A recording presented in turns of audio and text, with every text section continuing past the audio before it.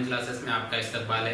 प्यारे बच्चों, आज हम जमात पंजुम का पहला उन्वान बड़े आदाद के तहत चंद सवालात को हल करने की कोशिश करेंगे। चलिए देखते हैं।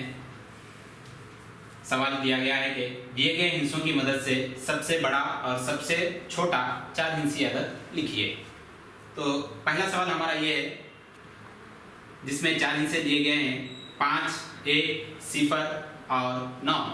इन हिस्सों को इस्तेमाल करते हुए बनने वाला सबसे बड़ा अदद और सबसे छोटा अदद आपको बनाना है। तो हम देखते हैं यहाँ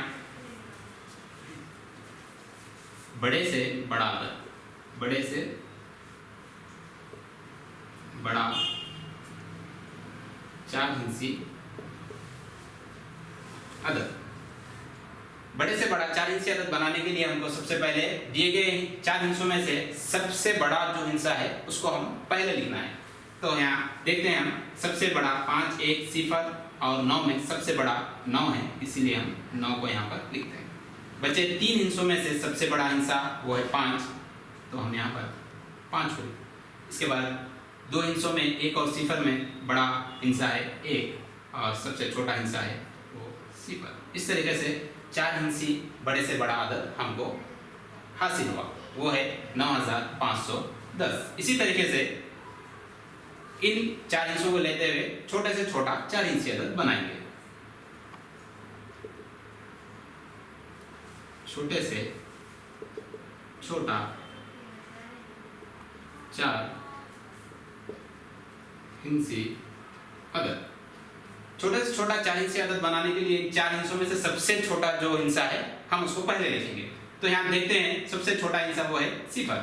अगर हम 0 को पहले लिखते हैं तो हमें 3 हिस्से अदद हासिल होगा।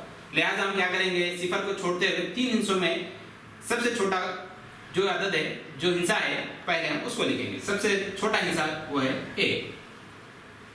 इसके बाद फिर हम 5, 0 और 9 में देखते हैं सबसे छोटा हिस्सा है वो है 0। उसके बाद 5 और सबसे बड़ा हिस्सा है वो है 9, जो सबसे आखिर में लिखेंगे।